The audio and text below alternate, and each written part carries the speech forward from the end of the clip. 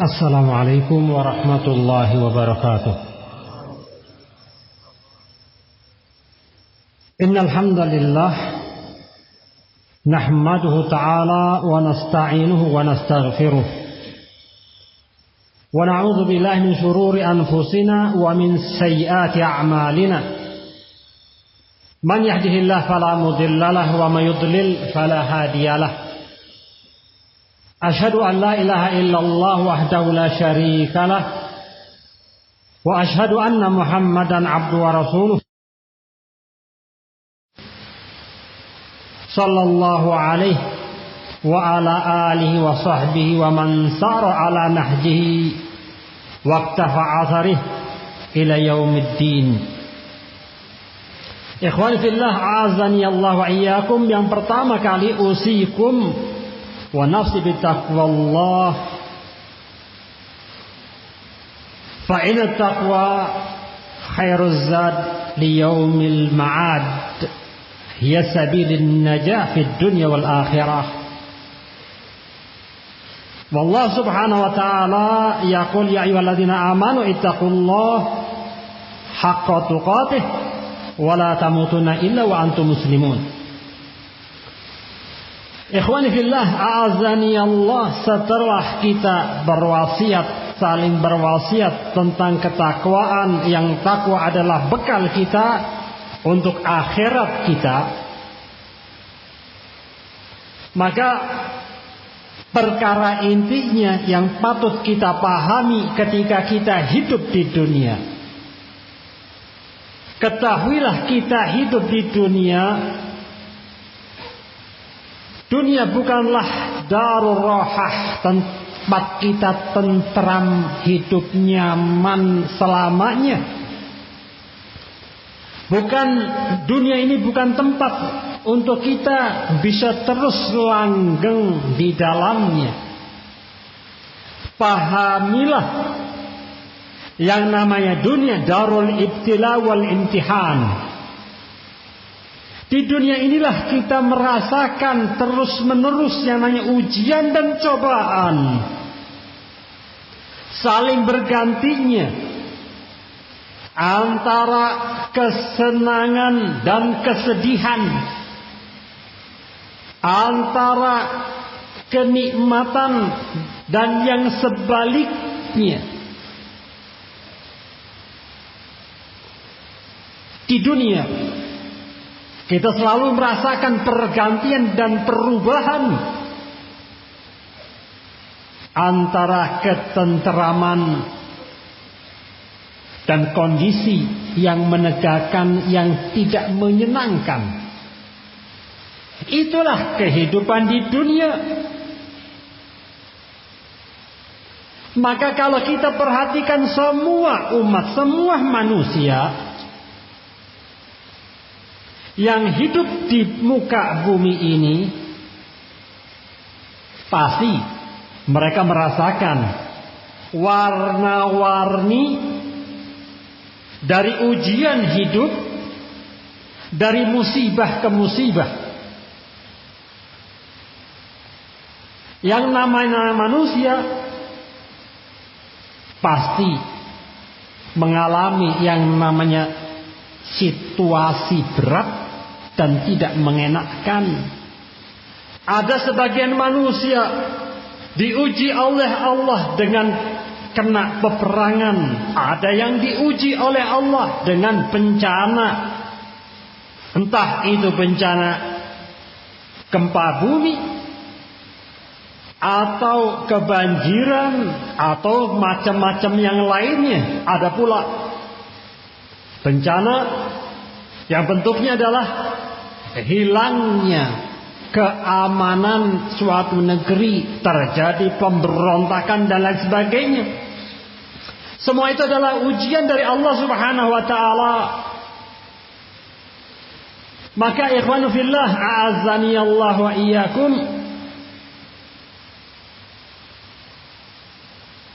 walaupun demikian, seorang mukmin ketika menghadapi bencana dan ujian, mereka melihatnya bukan dengan kacamata musibah yang ada, bukan dengan kacamata kerusakan yang ada, bukan pula dengan kemurkaan kepada Allah Subhanahu wa taala atas musibah yang menimpa mereka. Akan tetapi seorang beriman ketika menghadapi musibah dan ujian, mereka menghadapinya dengan keimanan, karena mereka sadar bahwa semua itu adalah takdir dari Allah Subhanahu wa taala. Dan yang namanya takdir dari Allah, pasti di belakangnya ada kebaikan. Setiap datangnya ujian, di belakangnya ada kebaikan, karunia dari Allah, ada kenikmatan. Setiap kesempitan yang menimpa seorang manusia, pasti setelah itu ada kelapangan dari Allah Subhanahu wa taala. Ujian pasti akan menimpa setiap manusia, bahkan si muslim. Allah Subhanahu wa taala di dalam Al-Qur'an surat Al-Ankabut mengatakan, ahasiban nasu ayyutraku ayyaqulu amanna wa hum la yuftanun. Apakah manusia mengira, menyangka setelah mereka mengatakan aku beriman lalu ditinggalkan oleh Allah Subhanahu wa taala tanpa datang ujian kepada mereka? Walaqad fatanna alladziina min qablihim.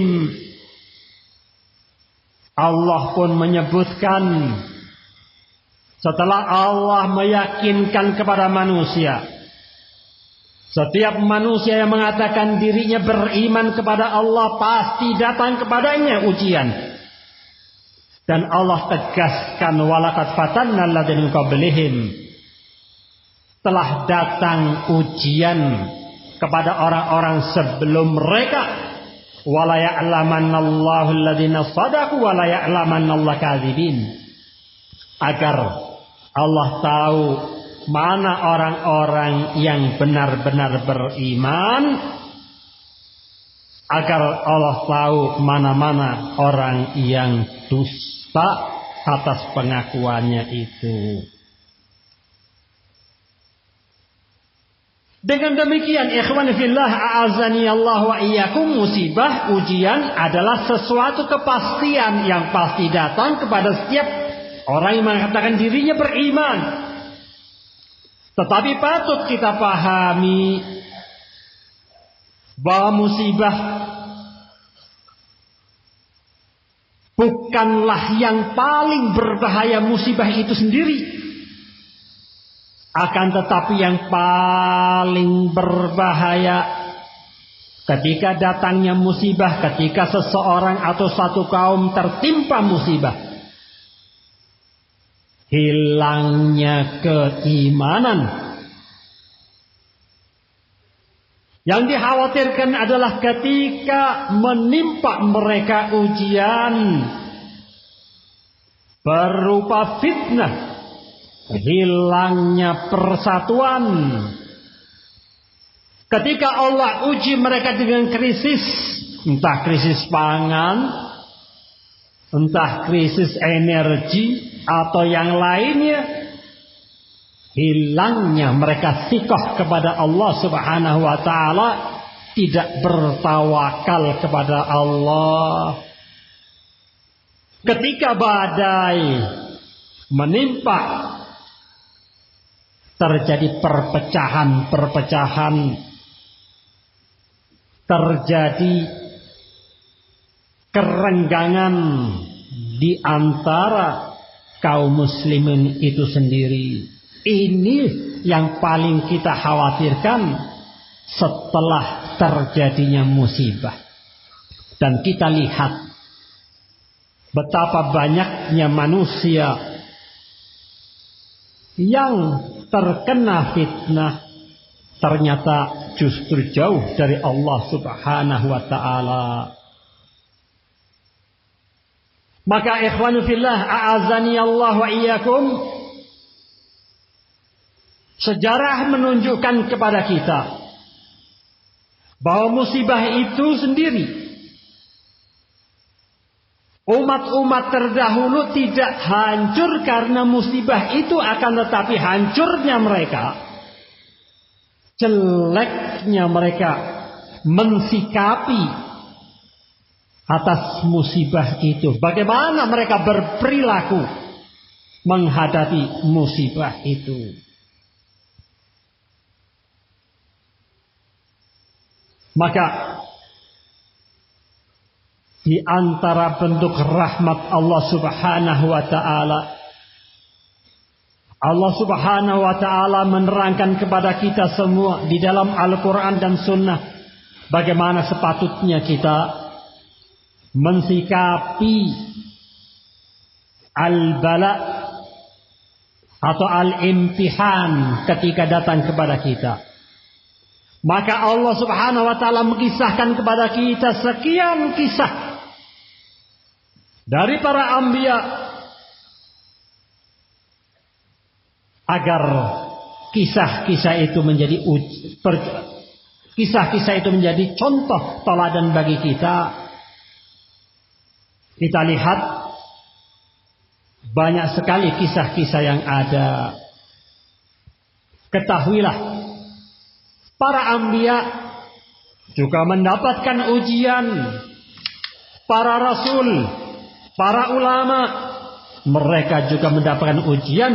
Maka Rasul mengatakan, inna idhamal jaza ma idhamal bala, wa inna allaha idha ahaba kauman ibtalahum, faman radhiya falahu ridha, faman sakhita falahu suh.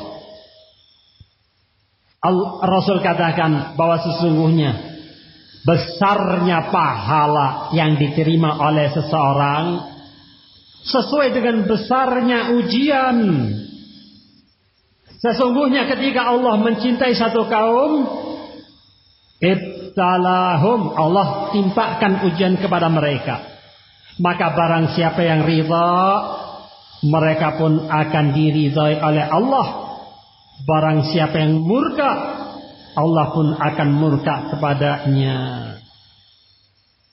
Jadi bukan perkaranya bagaimana atau terkena musibah ataupun tidak terkena musibah, karena semua orang pasti mendapati musibah. Tetapi yang benar bagi seorang mukmin, mukmin yang sejati adalah yang tahu bagaimana merubah kondisi musibah itu menjadi ketaatan kepada Allah Subhanahu wa ta'ala. Ketika datang ujian, menjadikan ini karunia dari Allah Subhanahu wa ta'ala, menjadikan kesempatan mendekatkan diri kepada Allah Subhanahu wa ta'ala. Jamaah yang dimuliakan Allah, maka macam-macam musibah, macam-macam fitnah, semua itu harus kita hadapi dengan mencari penyelamat, mencari bahtera penyelamat agar kita bisa keluar dari musibah itu. Maka bahteranya adalah patut kita bina keimanan kita untuk menghadapi musibah.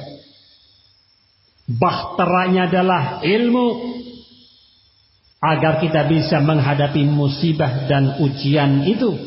Bahteranya adalah hikmah dan kesabaran dan persatuan dan saling ta'awun di antara kita dalam dan ketakwaan. Jamaah yang dimuliakan Allah, kalau kita melihat musibah di dalam Islam,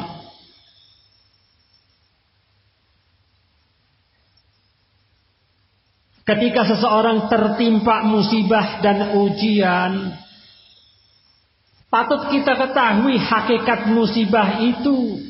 Bagaimana Islam mengajarkan menimbang tentang musibah itu. Karena kebanyakan manusia ketika tertimpa musibah, dia hanya melihat musibah adalah kejelekan semata. Musibah hanyalah derita semata. Musibah adalah hilangnya angan-angan, hilangnya harapan. Ketika kena musibah, di benak dia, di mata dia, sudah selesai rahmat dari Allah, telah terputus rahmat dari Allah. Ini bukan cara pandang orang-orang yang beriman. Maka orang yang beriman mengetahui, menyadari dunia bukan tempat kita mendapatkan balasan atas amalan kita di dunia. Dunia, mereka sadar bahwa dunia tempat ibtila, tempat ujian. Allah Subhanahu wa ta'ala akan menguji hamba-hambanya agar nampak mana yang benar-benar beriman dan mana-mana yang dusta akan keimanannya. Mana orang yang sabar, dengan ujian pula akan nampak mana orang yang mudah putus asa. Mana orang yang bertawakal kepada Allah dan mana orang yang murka kepada Allah Subhanahu wa ta'ala. Allah katakan, Alladzi khalaqal maut wal haya liyabluwakum ayyukum ahsanu amala. Allah Subhanahu wa ta'ala dalam ayat ini menerangkan bahwa Allah jadikan al-hayah, semua itu adalah tempat kita mendapatkan ibtila, ujian. Maka dengan demikian, ibtila bukannya hancur segalanya. Ibtila adalah ujian dari Allah untuk membuktikan mana yang ahsanu amala. Maka ikhwan fillah, a'azani Allah wa iyyakum, kalau kita melihat tidak seorang pun yang terbebas dari musibah, dari ujian, karena Allah mengatakan alladzi khalaqal mauta wal hayah liyabluwakum ayyukum ahsanu amala. Musibah sunnah madhiyah pasti menimpa manusia. Tidak seorang pun yang terbebas darinya. Tidak nabi, tidak siddiqun, tidak orang tidak syuhada, tidak pula alim, tidak orang soleh, tidak ansar raja, presiden atau yang lainnya. Yang jelas setiap manusia pasti akan mendapatkan musibah. Kalau demikian adanya, ikhwan fillah, a'azani Allah, bukan kita menghindar dari musibah, bukan kita meratapi musibah, tapi bagaimana kita menyikapi musibah.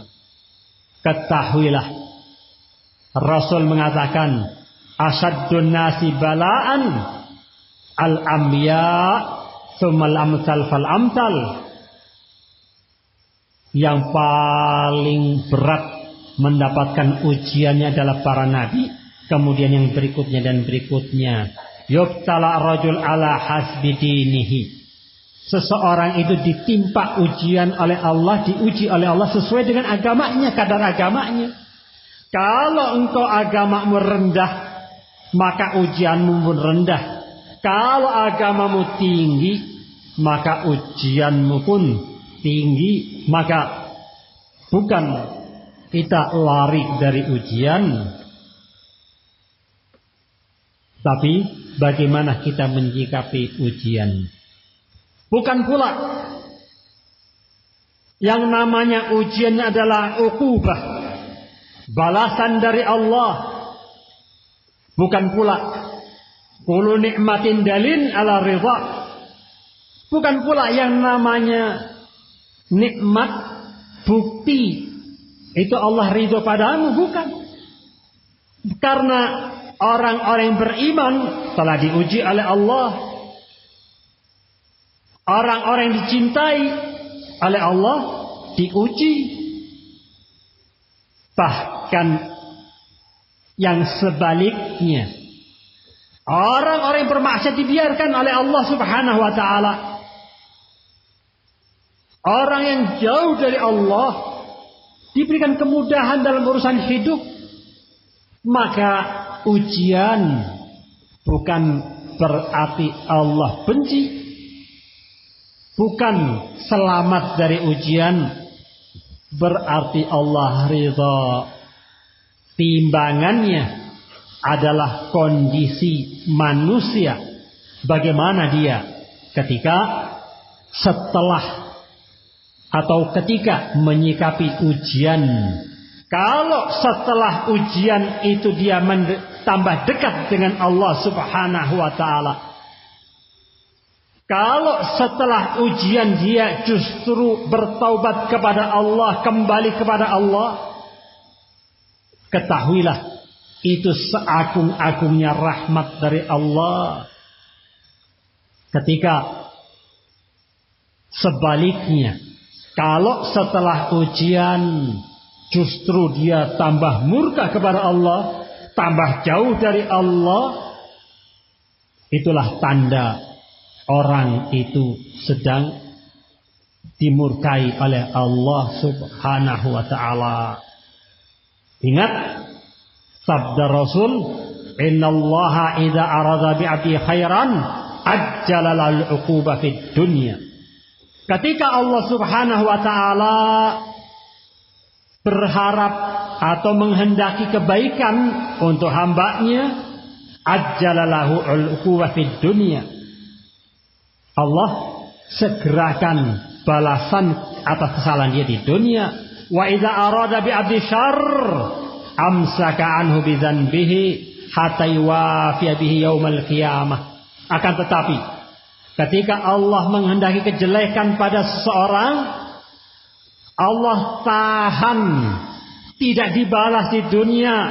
Allah akan balas akan kejelekan dia, atas kejelekan dia kelak di yaumul qiyamah. Dan itu jauh lebih sengsara, jauh lebih parah, jauh lebih berbahaya. Oleh karena itu, yang patut ketika ditimpa musibah, cepat-cepat kembali kepada Allah. Perbaharui taubat kita. Banyak-banyak beristighfar. Banyak-banyak berdoa. Cari sebab apa yang bisa kita menyelamatkannya. Berhusnudzonlah kepada Allah Subhanahu wa ta'ala. Jemaah yang dimuliakan Allah,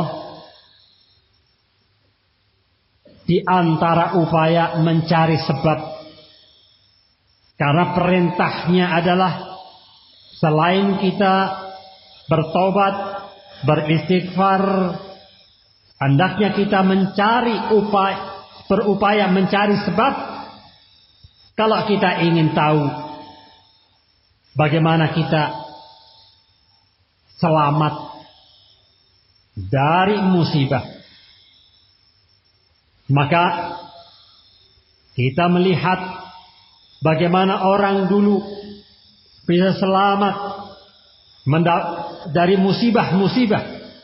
Kisah yang paling besar untuk kita mengambil ibrah Kita bisa melihat Nabi Allah Nuh alaihissalam. Maka Nuh alaihissalam, Allah subhanahu wa ta'ala kisahkan kepada kita agar kita bisa mengambil ibrah. Laqad kana fi qasasin ibratun li ulil albab. Maka kita bisa melihat yang dilakukan oleh Nuh alaihissalam, bagaimana Nuh dan kaumnya bisa selamat dari ujian. Yang pertama dilakukan oleh Nuh alaihissalam sebelum membangun bahtera itu adalah keimanan ditanamkan kepadanya.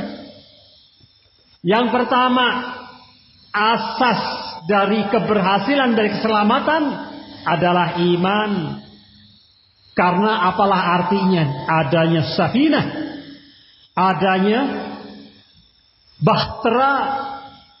Kalau tidak ada iman, tidak bermanfaat itu bahtera. Lihatlah anak Nuh alaihissalam.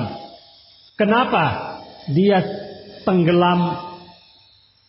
ditenggelamkan oleh air, oleh ombak yang ada ketika itu?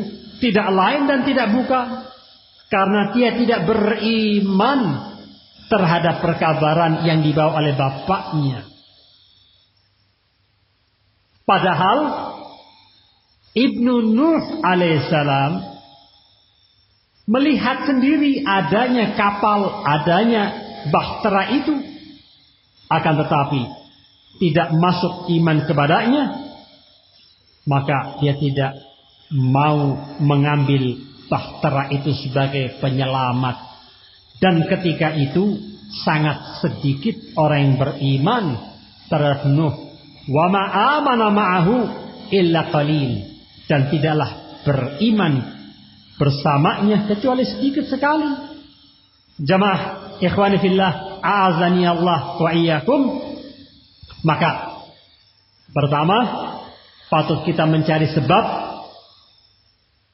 Ketahuilah bahwa mencari sebab bukan mengingkari atau meniadakan tawakal kepada Allah subhanahu wa ta'ala. Allah subhanahu wa ta'ala mempunyai kemampuan untuk menyelamatkan Nuh dari air tanpa membuat perahu, tanpa membuat bahtera. Akan tetapi Allah perintahkan untuk membuat bahtera sebagai upaya usaha. Wasna'il fulka bi'ayunina wa wahyina. Allah perintahkan wasna'il fulka, buatlah bahtera itu bi'ayunina wa wahyina, atau dengan pantauanku dan bimbinganku. Ikhwan fillah, a'azani Allah wa iyyakum.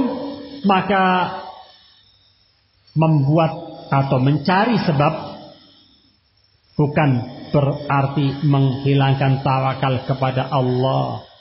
Kita harus bertawakal kepada Allah, lalu berbuat sebab, mencari sebab.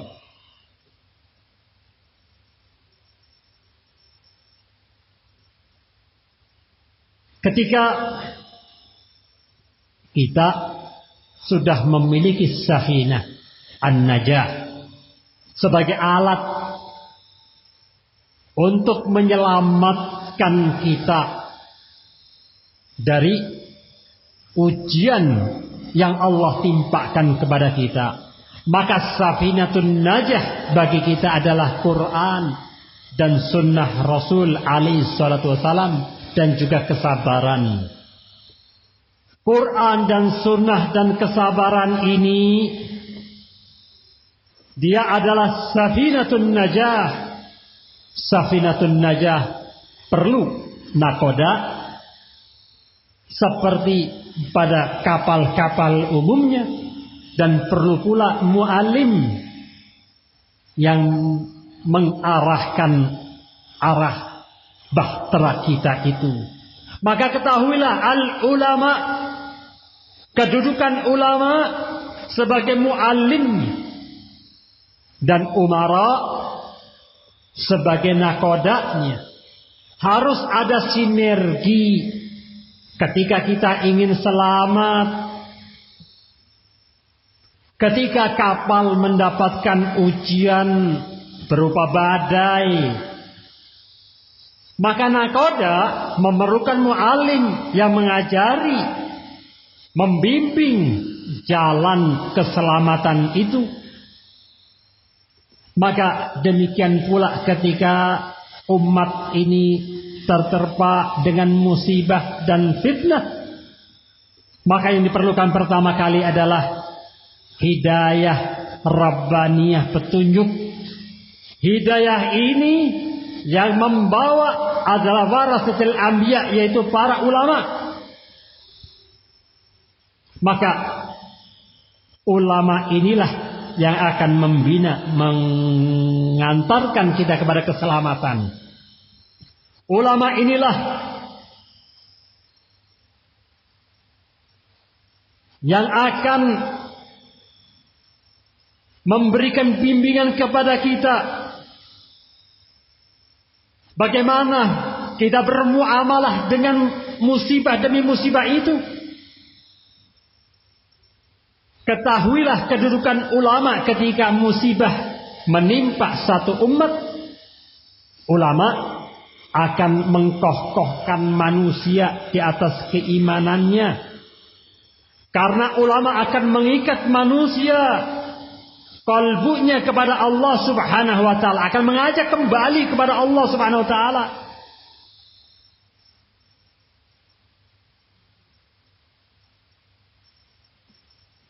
Ulama akan mengingatkan manusia bahwa musibah ini adalah takdir dari Allah dan memahamkan kepada manusia bahwa rahmat Allah sangat dekat kepada orang-orang beriman. Maka janganlah engkau putus asa. Ingat, anal faraj ma'al karab wa yusur ma'al usur, bahwa kesempitan itu setelah kesempitan akan datang al-faraj. Allah akan bukakan, Allah akan mudahkan segala sesuatunya. Setelah kesempitan akan ada kemudahan-kemudahan. Wal yusur ma'al usur. Jamaah ikhwan fillah, a'azzani Allah wa iyyakum, kemudahan pun akan datang setelah kesulitan. Habis terbit, habis gelap terbitlah terang. Itu yang kita sering dengar. Maka para ulama akan menggiring manusia dari rasa takut akan makhluk menuju keyakinan thiqah terhadap Sang Khalik. Kemudian ketika musibah datang, ulama akan menerangkan kepada manusia tentang hukum syar'i. Apa-apa yang perkara-perkara baru yang timbul. Karena banyak sekali perkara yang timbul ketika musibah datang. Banyaknya pertanyaan. Semisal keluarganya meninggal ketika misalkan ada bencana gempa bumi. Sekian manusia tertanam di dalam bumi, sulit untuk diambil jasadnya. Bagaimana kita memperlakukannya? Bagaimana salat jenazahnya? Maka ulama lah yang akan menerangkan. Bagaimana ketika kehilangan suami, Apa yang harus saya lakukan? Itu semua perkara-perkara yang timbul dari musibah ditanya kepada ulama, dan ulama lah yang akan menenangkan hati manusia dan menerangkan hukum syar'inya. Ketika kekacauan terjadi, ulama yang menenangkan mereka. Banyak perkara yang timbul, maka dengan ada ulama, mereka lah yang akan menerangkan. Begitu pula ketika musibah terjadi, ada pihak-pihak yang sibuk bukan menenangkan masyarakat, tetapi justru ngompor-ngompori, membuat kegaduhan. Maka orang-orang seperti ini sukanya fitnah, ingin memecah belah, memanfaatkan kondisi untuk kepentingan-kepentingannya, untuk kepentingan kelompoknya. Maka ulama bangkit, menyampaikan kepada manusia apa yang patut dilakukan oleh manusia, mengingatkan kepada manusia, hati-hati, jangan bikin keonaran, jangan bikin perpecahan.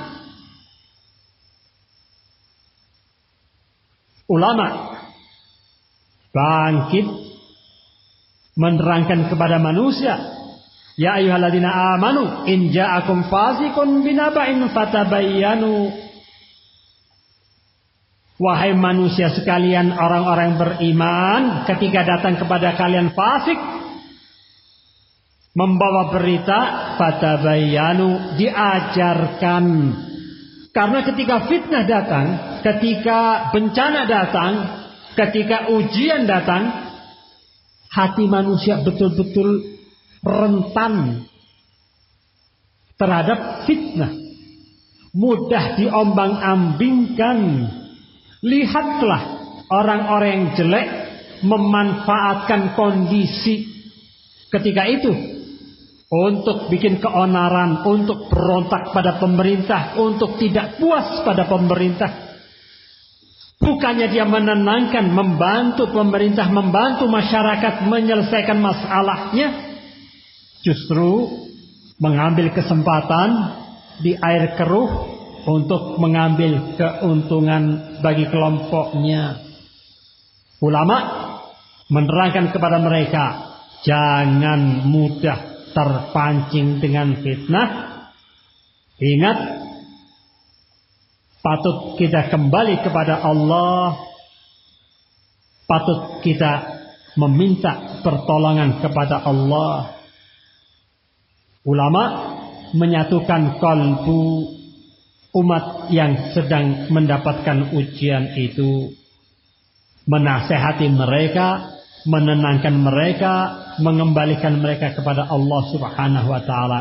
Ulama pula memberikan nasihat kepada umara. Kemungkinan ada yang belum sampai berita kepada umara, maka ulama menyampaikannya agar umara bertindak, berbuat. Ulama pula mengajarkan, menyampaikan, memberi wasiat agar umara berbuat adil.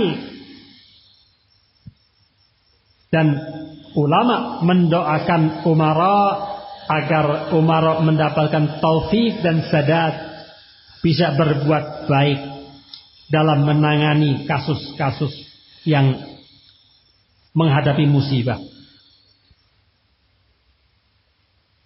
Di samping ulama,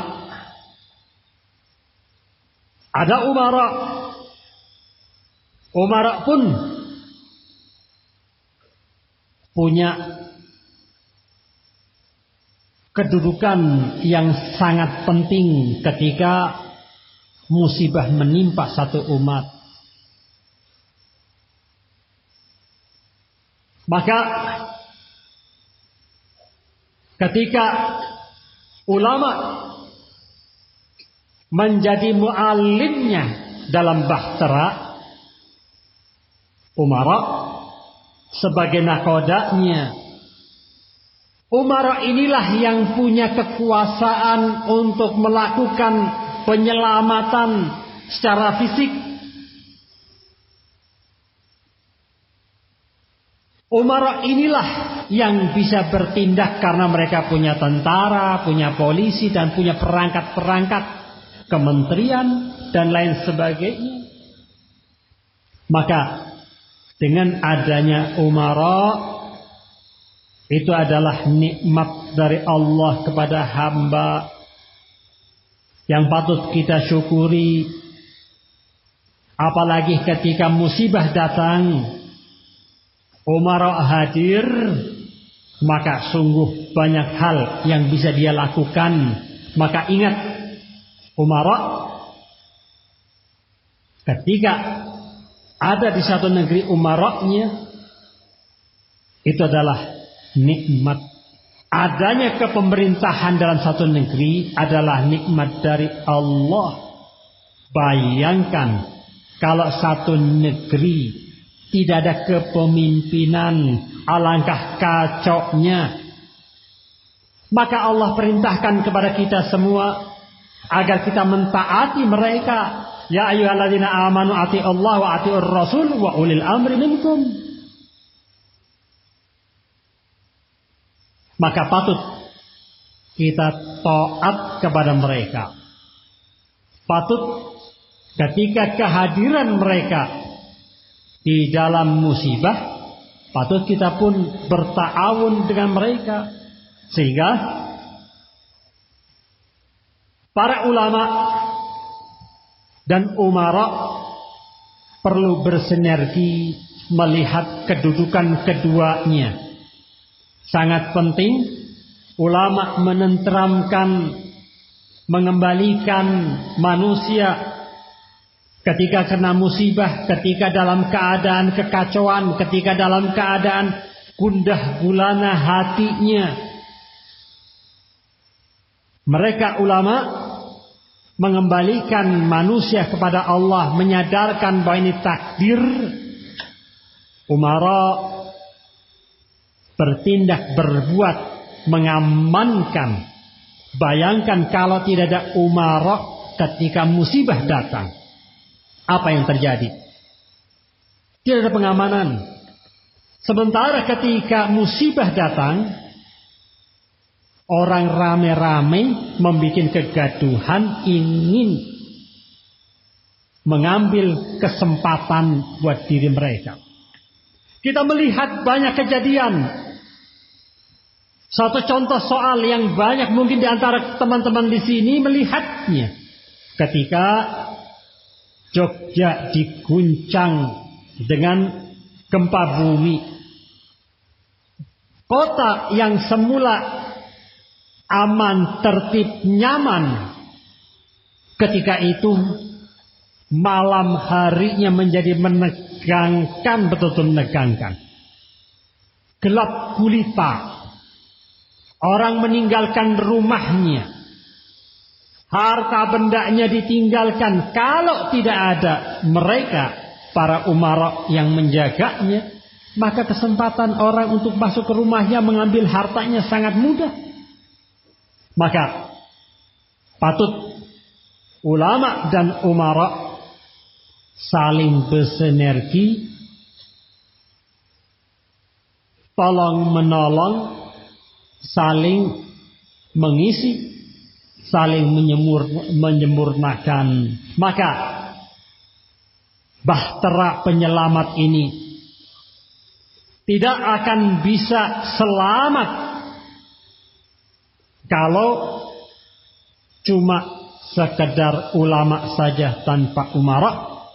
Tidak pula bisa selamat umara saja tanpa ulama, karena masyarakat perlu ditenangkan, perlu diikat jiwanya dengan Allah Subhanahu wa taala.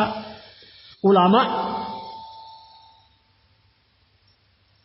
menerangkan, mengarahkan masyarakat untuk kembali kepada Allah, sementara umara menjalankan apa yang sebagai tugas mereka. Maka tidak mungkin pula Safinatun Najah ini akan selamat, akan berlayar dengan baik, menyelamatkan orang banyak, kalau umaroknya dan ulamanya saling bentrok.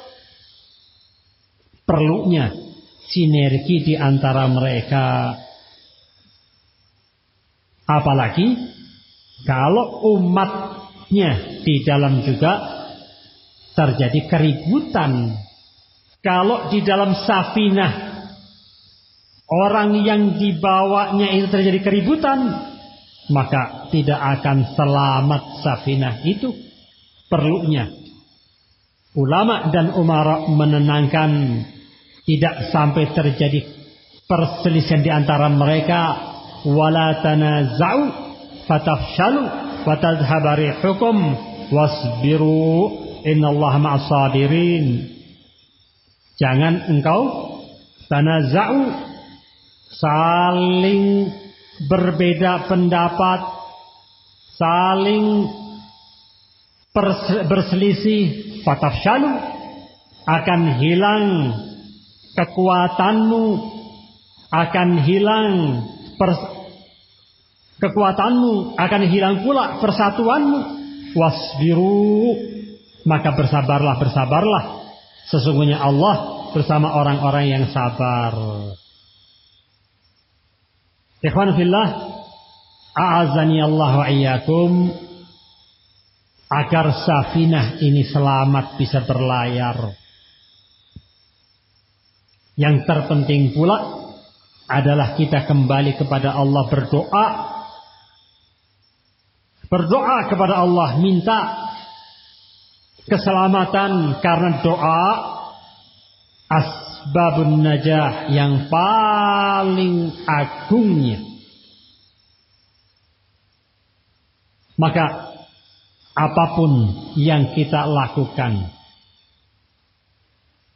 dengan kekuatan kita sekalipun, maka tidak akan bisa selamat safinah ini berlayar ke tempat tujuan kalau tidak ada taufik dari Allah, kalau tidak dikasih rahmat dari Allah. Maka perlu kembali kepada Allah, memohon kepada Allah agar Allah selamatkan kita. Inilah musibah ketika menimpa seseorang, ujian ketika dihadapi oleh seseorang. Hendaknya kita kembali kepada Allah, meminta bimbingan para ulama, dan bersinergi dengan para umaranya. Jamaah yang dimuliakan Allah, maka sepatutnya yang terutama adalah kita bertakwa kepada Allah agar kita selamat dari musibah, agar kalaupun musibah datang kita bisa menerima dan kembali kepada Allah Subhanahu wa taala. Allahumma aslih ahwal muslimin. Allahumma hfidh biladana wa sa'ir biladil muslimin minal fitan wal mihan wa ma dhahara minhu wa ma batan. Wa sallallahu ala nabiyina Muhammadin wa ala alihi wa sallam walhamdulillahil alamin.